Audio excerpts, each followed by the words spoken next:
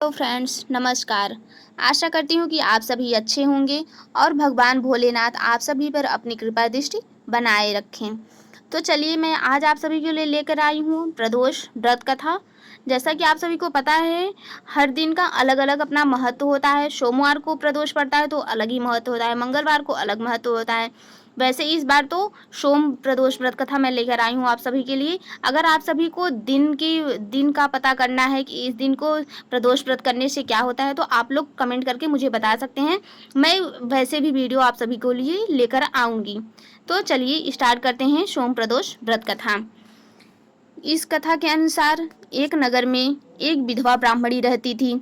उसके पति का स्वर्गवास हो गया था, इसलिए वह अकेली हो गई थी। उसका एक पुत्र था। वह सुबह उठकर घर का काम करके अपने पुत्र को साथ लेकर भीख मांगने चल देती थी।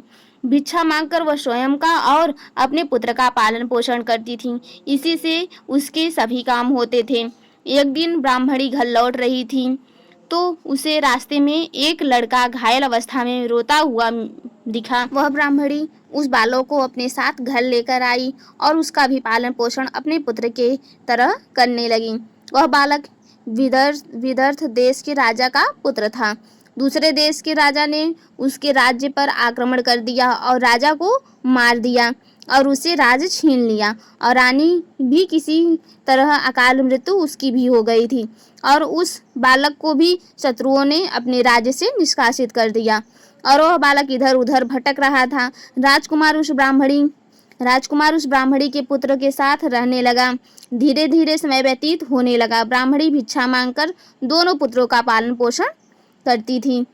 उसके पुत्र बड़े हो गए। तभी एक दिन अंशुमती राजकुमारी उस पर मोहित हो गई। अगले दिन अंशुमती अपने माता पिता को उस राजकुमार के बारे में बताया और उससे विवाह करने का निश्चय किया। तब उसके माता पिता उस राजकुमार से मिलने आए। उन्हें भी राजकुमार भा गया। कुछ दिनों बाद अंशुमती के माता पिता को स्वप्न में शंकर भगवान ने आदेश दिया कि राजकुमार और अंशुमती का विवाह योग्य हो गए हैं, उन दोनों का विवाह कर दिया जाए। उन्होंने वैसा ही किया। ब्राह्मणी प्रदोष व्रत करती थी। उस ब्राह्मणी बहुत ही श्रद्धा भक्ति से भोलेनाथ का व्रत करती और कथा सुनती और भोलेनाथ की सेवा करती। उसके व्रत के प्रभाव से और गंधर्व राज्य के देश के राजा की सहायता से राजकुमार ने अपने पिता के राज्य से शत्रुओं को युद्ध में हराकर पुनः अपने राज्य पर अधिकार प्राप्त कर लिया और आनंद पूर्वक रहने लगा। राजकुमार ने ब्राह्मणी और अपने भाई के साथ सुखपूर्वक जीवन व्यतीत करने लगे और ब्राह्मणी पुत्र को अपना प्रधानमंत्री बनाया। ब्राह्मणी के प्रदोष व्रत के प्रभाव से जैसे ही उस ब्राह्मणी और राजकुमार के दुख दूर किए हैं भोलेनाथ ने और राज्य वापिस मिल गया, उसी तरह भगवान शिव अपने भक्तों पर अपनी कृपा दृष्टि जरूर बनाते हैं।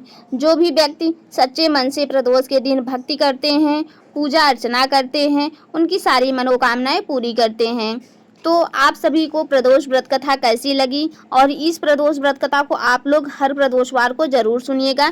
इससे भोलेनाथ आप सभी पर अपनी कृपा दृष्टि बनाए रखें।